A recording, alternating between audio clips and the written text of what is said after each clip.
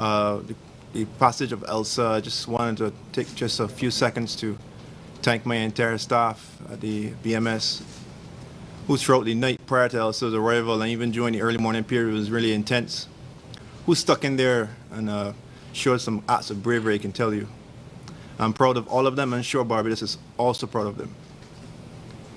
Okay, so, I mean, it's no surprise to anyone that the winds from Elsa was really devastating, but I'm just going to explain from a meteorological perspective why Elsa was a hurricane. Now, in our region, which is called Region 4, or the Northwestern Hemisphere, once there's maximum sustained winds of 74 miles per hour or greater for 1 minute, average, not gusts, not lulls, the average, for 1 minute, if it is 74 miles per hour or greater, that is hurricane force intensity. Now, looking over the data, we were watching our stations live as everything was unfolding. We started to report tropical storm force winds probably from around 6 o'clock or so at the airport in Charnox in the morning of 2nd of July. And then approximately around 7:20 or so, we started to report hurricane force sustained winds of 75 miles per hour. And that was actually a 2 minute average, not even 1 minute. 1 minute average could have been slightly higher, to be honest. So we actually met the criteria beyond 1 minute sustained average wind speed of 74 miles per hour. It was 2 minutes sustained, 75 miles per hour.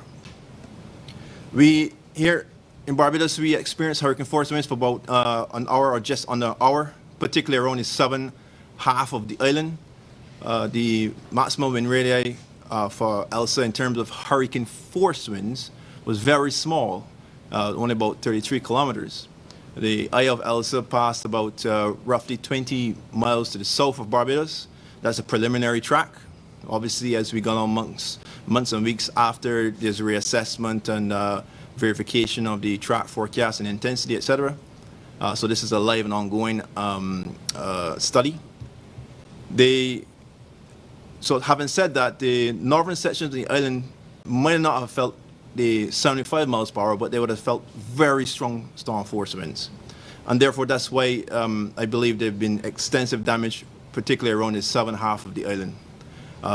Christchurch, St. Philip, St. Michael, St. George, etc.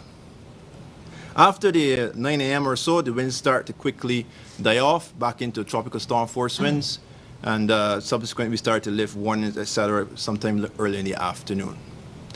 Just to give an idea quickly about the rainfall, there was around 4 to 7 inches of rainfall associated with the passage of the system. It was kind of scattered all over the place in terms of the variations. Some sections, like at the airport or so, in Charnox, we reported around like 5 inches of rain or so. But in higher elevations in the St. Andrew districts, etc., 7 inches of rainfall was actually reported. Luckily, the rainfall rates was not that aggressive, so therefore flash flooding was actually limited at the time, or during the time, sorry. That's basically it from me at this point in time, but let me just repeat.